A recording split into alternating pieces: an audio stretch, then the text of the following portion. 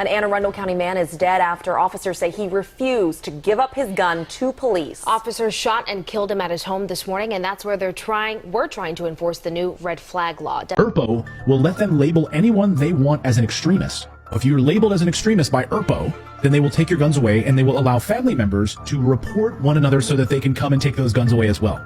This is through something called the ERPO laws.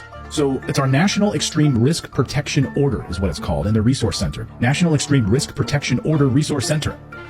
A tool to save lives. Gives them the power to train, assist, and advise on laws for pretty much every government and non-government agency in the name of keeping guns out of the hands of people who pose a threat to themselves or others.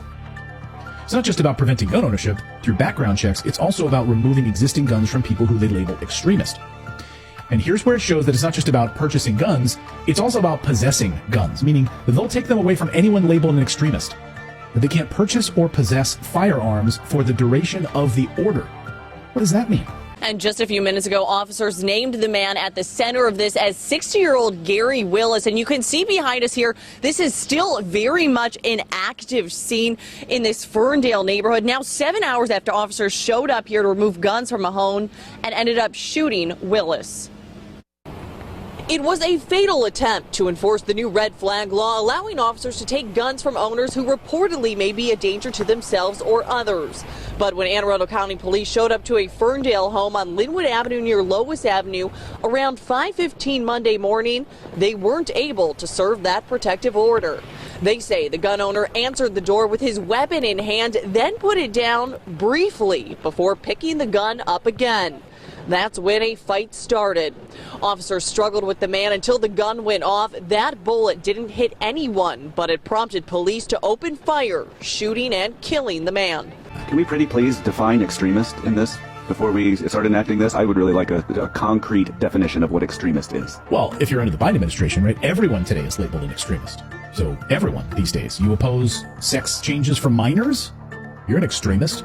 Boston Children's Hospital is under fire after a now-deleted video promoting gender-affirming hysterectomies for young girls posted to the website. So Dr. Frances Grimstad, she's a gynecologist with BCH, Boston Children's Hospital. She describes herself on her personal Twitter account, as you mentioned, as, quote, a trans reproductive advocate. And the video that we're talking about today described, quote, gender-affirming hysterectomies. You're against Planet Fitness allowing dudes to go into the women's locker rooms?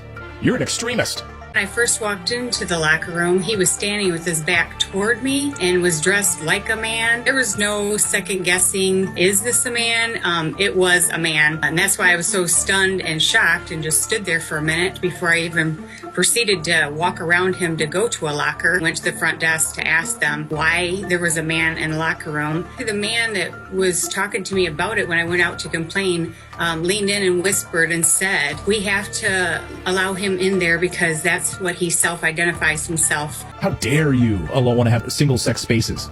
Now, under this new law, family, police, and mental health professionals can enforce the Protective Act that would allow police to remove guns. In this case, it is not clear who called officers. And you can see how this gun removal program then can be divided along party lines. Here was President Biden in early in his presidency, of course, talking about MAGA Republicans are extremists. And there's something dangerous happening in America now. There's an extremist movement that does not share the basic beliefs in our democracy. The MAGA movement. Not every Republican, not even a majority of Republicans adhere to the MAGA extremist ideology. I know because I've been able to work with Republicans my whole career. But there's no question that today's Republican Party is driven and intimidated by MAGA Republican extremists. This MAGA threat is a threat to the brick and mortar of our democratic institutions. So you're an extremist.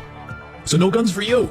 So it lets the Justice Department decide who is an extreme risk, and then communicate that to law enforcement officials, prosecutors, attorneys, judges, clinicians, victim service and social service providers, community organizations, and behavioral health professionals. We've identified some extremists. Here you are. You're on some sort of a database now. You're on the ERPO database. It also allows family members to report ERPO concerns. Let me repeat that. It allows family members to report ERPO concerns if they think a member of their household should not have a gun. This is like 1984 family reporting. Like George Orwell would have been happy. National debate continues over background checks and red flag gun laws. Police arrested a man they say made credible threats of mass violence at his workplace.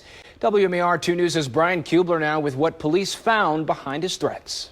It was Tuesday when Anne Arundel County Police responded to this machine shop in Pasadena. Hidden away in an office park, the manager here told detectives his employee, Mark Rutkowski, not only threatened him, but that he threatened mass violence to the entire workplace. Threatened to, quote unquote, shoot the business up. Our officers did a little bit digging and found that these threats could be legitimate. Remember, we covered this, the DIA app that they rolled out in Ukraine, the DIA app. And it was it's basically the digital infrastructure app that the United States was funding. You went through the USAID program, of course, and to funnel billions of dollars into this, monitoring everything that happens into Ukraine. It's a test bed for this, right? So Ukraine was the test bed. And of course, in the DIA app, allowed you to report your neighbors.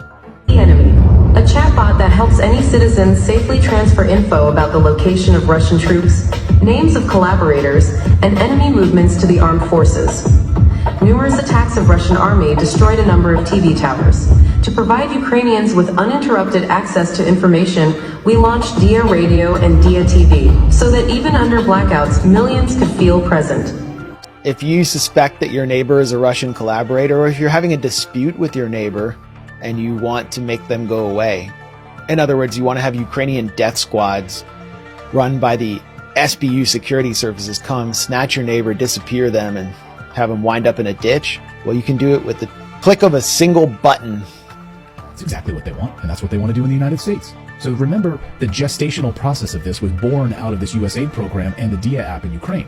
And now they want to bring it here, and they, of course, want to monitor everything we're doing in the United States. Rat on your family members and rat on your neighbors. Oh, and I'm sure they'll roll out an app for it, just like the DIA app in Ukraine. Representative Thomas Massey calls it a federal red flag center. What the hell is this evil?